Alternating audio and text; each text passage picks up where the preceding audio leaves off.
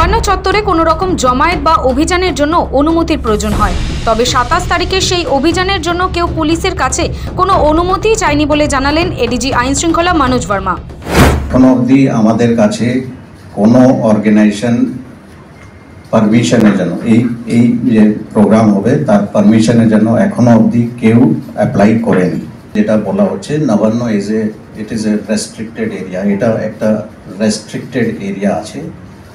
এখানে যদি কোনো প্রোগ্রাম যদি করতে হয় তাহলে যারা করতে চাইছেন ওরা পুলিশের কাছে আবেদন করবে অ্যান্ড সেটা দেখে পুলিশ পারমিশন দেবে কিনা সেটা পুলিশ ডিসাইড করবে। যেহেতু এটা রেস্ট্রিক্টেড এরিয়া আছে এখানে নর্মালি কোনো প্রোগ্রামের পারমিশন দেওয়া যায় না।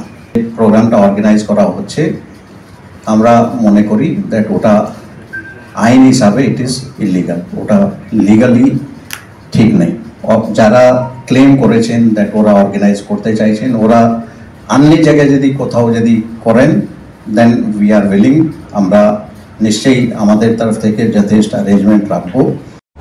এদিন পুলিশের তরফে দাবি করা হয় যে 3 জন ওই অভিযানের ডাক দিয়েছিলেন তাদের সঙ্গে যোগাযোগের চেষ্টা করেছিল হাওড়া পুলিশ, কিন্তু তারা সাড়া দেননি। এমনকি সংগ্রামী যৌথ মঞ্চ যারা এই অভিযানে যোগ দেবেন বলেছেন তারাও হাওড়া পুলিশের সঙ্গে যোগাযোগ করেননি। যারা প্রেস কনফারেন্স 3 জন প্রেস কনফারেন্স করে বলেছিলেন দ্যাট এই প্রোগ্রামটা অর্গানাইজ করবেন, ওদের সঙ্গে হাওড়া পুলিশ কমিশনার ওনার টিম যোগাযোগ করেছিল, ওনাদেরকে বলা হয়েছিল to apply for this programme. কিন্তু এখন অবধি মানে টিল ডেট ওরা পুলিশের সঙ্গে কোনো রকম কোনো যোগাযোগ করেননি, মানে কিভাবে ওরা করতে চাইছেন কি করতে চাইছেন এইগুলো এখন অবধি কোনো পারমিশনের জন্য ওরা এখন অবধি অ্যাপ্লাই করেনি। সিমিলারলি আরেকটা অর্গানাইজেশন যারা হয়তো প্রেস কনফারেন্স করে বলেছেন দ্যাট এই প্রোগ্রামটা ওরাও সামিল হবেন, সংগ্রামী যৌথ মঞ্চ, ওদেরকেও বলা হয়েছে টু অ্যাপ্লাই লিগালি পারমিশনের জন্য অ্যাপ্লাই করার জন্য, কিন্তু ওদের তরফ থেকেও এখন অবধি কোনো পারমিশনের জন্য হাওড়া পুলিশের সঙ্গে কোনো রকম কোনো যোগাযোগ করা যায়নি। এডিজি আইন শৃঙ্খলা মনোজ বর্মা জানান ওই দিন একটা পরীক্ষা রয়েছে। মঙ্গলবার সর্বভারতীয় স্তরে বড় পরীক্ষা আছে যা কিনা ছাত্র স্বার্থ বিরোধী। তারা কি সত্যিই আসল ছাত্র? প্রশ্ন তুলেছে পুলিশ।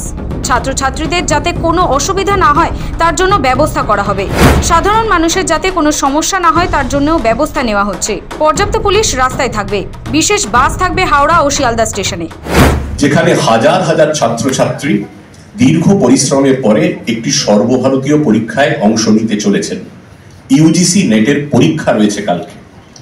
আমরা এরকম কোনো উদাহরণ পাচ্ছি না সুদূর অতীতে, সাম্প্রতিক অতীতে যে কোনো ছাত্র সমাজের পক্ষ থেকে এমন কোনো আন্দোলনের ডাক দেয়া হচ্ছে যেখানে ছাত্রছাত্রীদের, বহু সংখ্যক ছাত্রছাত্রীদের পরীক্ষা দিতে গিয়ে অসুবিধার মধ্যে পড়তে পারে। এটা আমরা সত্যিই বুঝতে পারছি না এই ছাত্র সমাজ ছাত্র স্বার্থ বিরোধী এরকম একটা কাজ কেন করছেন। আপনারা সবাই জানেন 27 তারিখে একটা এক্সাম আছে, is organised by NTA, national testing agency.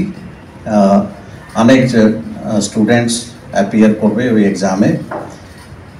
ওদের কোনো রকম কোনো অসুবিধা না হয় তার জন্য বিভিন্ন রকম অ্যারেঞ্জমেন্ট আমরা করেছি। বিভিন্ন জায়গায় আমাদের বাস বা অন্য আমাদের ভেহিকল থাকবে, সো দ্যাট ইন কেস ওদের কোনো অসুবিধা হয় ওরা পুলিশের সঙ্গে যোগাযোগ করে যেখানে যেতে চাইছে সেখানে আমরা পৌঁছে দেব, এটা আমরা এনশোর করব। অ্যান্ড জেনারেল পাবলিকের যাতে কোনো রকম কোনো অসুবিধা না হয় তার জন্য যথেষ্ট পুলিশ অ্যারেঞ্জমেন্ট করা আছে। পাশাপাশি তিনি সুপ্রিম কোর্টের নির্দেশ উদ্ধৃত করে বলেন, আরজিকর কাণ্ডের প্রেক্ষিতে কোনো শান্তিপূর্ণ আন্দোলনকে পুলিশ বাধা দেবে না, কিন্তু আইনসম্মত বিধিনিষেধ রাজ্য কার্যকর করবে না এমনটাও নয়। মাননীয় সুপ্রিম কোর্ট একটা অবজারভেশন দিয়েছেন, this court has not injected the state from exercising such lawful powers as are entrusted in terms of law. আইন হিসাবে যে প্রোগ্রামটা করা সঙ্গত আছে সেই প্রোগ্রাম মানে সেই প্রসিজারটা ফলো হচ্ছে না, and that's why we are saying, মানে সেই জন্য আমরা বলছি দ্যাট এটা ইলিগাল প্রোগ্রাম আছে। পুলিশের সতর্ক বার্তার আড়ালে প্রতিবাদীদের সঙ্গে মিশে কেউ বা কারা অশান্তি ছড়াতে পারে। সাধারণ মানুষকে এসব থেকে দূরে থাকার পরামর্শ দিচ্ছে পুলিশ। যদিও মঙ্গলবার শহরের আইন শৃঙ্খলা বজায় রাখতে বাড়তি পুলিশ মোতায়েন থাকবে। সৌভিক সান্যালের রিপোর্ট, সময়, কলকাতা।